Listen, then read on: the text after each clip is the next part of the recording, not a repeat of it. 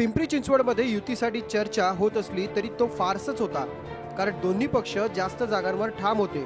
केवळ युती तुटल्याचं पातक नको म्हणून चर्चेचं गुऱ्हाळ सुरू होतं. वास्तविक राष्ट्रवादीला तगडी टक्कर देण्यासाठी भाजपने एकेका प्रभागात असंख्य इच्छुकांना तिकीट देण्याचं आश्वासन दिलंय. त्यातल्या काही जणांना थांबवतानाच भाजपच्या नेत्यांना नाकी नऊ येण्याची चिन्ह असताना युती झाली तर तिकीट वाटपाचा पेच भाजपसाठी आणखी वाढणार होता. त्यामुळे भाजपला युती नको होती, सेनेलाही युती नकोच होती, कारण भाजप सेनेच्या हक्कांच्या जागांवर दावा ठोकत होती. युती तुटल्याचं पातक नको म्हणून सेनेनं जागाही कमी मागितल्या, पण मुंबईत युती तुटलीच.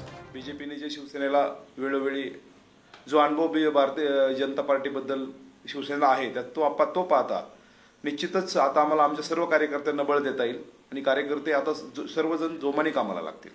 मला वाटतं कालच्या भाषणामुळे सर्व कार्यकर्त्यांमध्ये एक हत्तीचं बळ संचारलंय. जे कार्यकर्ते थोडे सुस्त झाले होते त्या कार्यकर्त्यांमध्ये एक उत्साह निर्माण होऊन सर्व कार्यकर्ते आज रस्त्यावर उतरलेले. भाजपने युती तुटल्याचा फारसा परिणाम होणार नाही असा दावा केलाय. या शहरामध्ये 572 जण आमच्याकडे इच्छुक होते. युती जर झाली असती तर मला वाटते की अनेक कार्यकर्त्याची समजूत घालावी लागली असती. युती नाही झाल्यामुळे आमच्या सगळ्या कार्यकर्त्यांना न्याय मिळून भारतीय जनता पार्टीची एक हाती सत्ता या महापालिकेमध्ये सत्तेमध्ये. मात्र आता युती तुटल्याचा सर्वाधिक फायदा हा राष्ट्रवादीला होण्याची शक्यता वर्तवली जाते. मतविभाजनाचा फायदा होण्याची शक्यता वर्तवली जाते. तसंच आघाडीचीही गरज राष्ट्रवादीला उरलेली नसल्याचा अंदाज.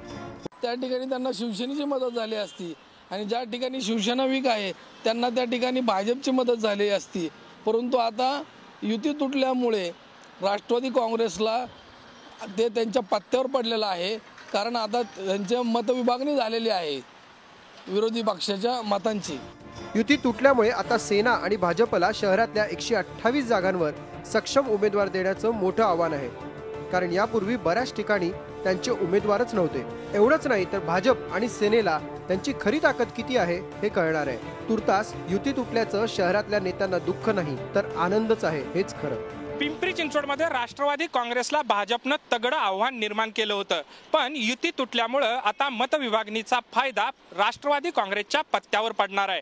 राष्ट्रवादी काँग्रेसला सुरुवातीला ही निवडणूक अवघड वाटत होती, मात्र युती तुटल्यामुळं आता राष्ट्रवादी काँग्रेसला तुलनेनं अवघड वाटणारा विजय आता थोडासा सुकर झालाय. व्हिडिओ जर्नलिस्ट कृष्णा पांचाळसह कैलास पुरी, झी मीडिया, पिंपरी चिंचवड. झी 24 तास रहा एक पाऊल पुढे.